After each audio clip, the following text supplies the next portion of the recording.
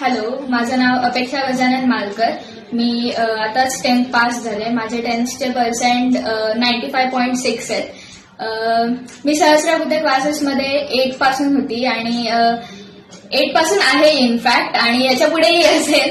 आणि मला ह्या क्लासेसचा मेन अनुभव म्हणजे की इकडच्या सगळ्या टीचर्स जे आहेत ते सगळे फ्रेंडली आहेत आणि खूप छान शिकवतात. म्हणजे दुसरीकडे कुठेही मी जर गेली असते तर मला अशा फॅकल्टीज मिळाल्याच नसत्या. आणि सगळ्या फॅकल्टीजनी मला खूप सपोर्ट पण केला आणि गाईड पण केलं.